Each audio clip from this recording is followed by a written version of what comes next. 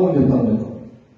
మొదలుగా నేను ఎంపీగా వచ్చిన తర్వాత ఈ కర్నూలు మీద నాకు ఈ సమాచారం ఏ విధంగా చేస్తానంటే నాకు ఉదయం చేస్తాను రెగ్యులర్ గా 5 గంటలకు ఖచ్చితంగా పేపర్ అని మొదలు పెట్టేసుకోవచ్చు. డైలీ నా దినచర్య స్టార్ట్ అయ్యేది పేపర్. ఆ పేపర్ చూసిన తర్వాత నేను ఆ పేపర్ బ్యాలెన్స్ చేసుకుని నేను అన్ని జిల్లాలో ఉన్న విషయాలు తెలుసుకున్నాను. 7 నుంచి 8 గంటల మధ్య నేను అధికారులకు ఫోన్ వెళ్ళిపోతాను.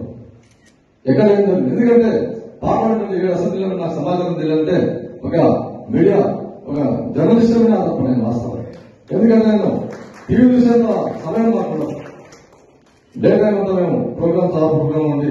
ఉదయం మాత్రం ఖచ్చితంగా 5 నుంచి 6 గంటల వద్ద పేపర్ ముందు పెట్టుకొని ఖచ్చితంగా ఏ వార్త ఏమని చెప్పేసి ఈ వార్త ఏదైనా నేను ప్రాక్టికల్ చూసినట్టుగా ఆ వార్త పేపర్లు వస్తే ఆ మీడియా ప్రతినిధులకు ఆ మీడియా రాసిన జర్నలిస్ట్ నేను ఫోన్ చేస్తాను. చాలా చక్కగా రాశాను.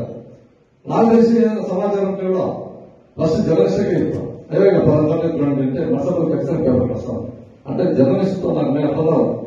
నేను ప్రతిరోజు జర్నీ చేసే జర్నలిస్ట్ గా వస్తాను. ఎందుకంటే జర్నలిస్ట్ యొక్క పాత్ర ఎంత ఉందంటే ప్రజలకు ప్రభుత్వానికి మధ్యన వాడడానికి ఈ జర్నలిజం. కాబట్టి మీరు ఎన్నో అంటే చాలా పారదర్శకంగా ఉన్నారు. ఇందాక చెప్పాను ఒక కొత్త బ్రహ్మాండంగా రంగమయమే పెట్టిందని చెప్పేసి నేను పత్రిక పేరు చెప్పాను. ఆ పత్రిక ఒక పత్రిక చూస్తే నాకు ఒకటే రంగంలో భరించలేకపోతున్నాం. ఒకటే రంగంలో డిపెండ్ అవుతుంది.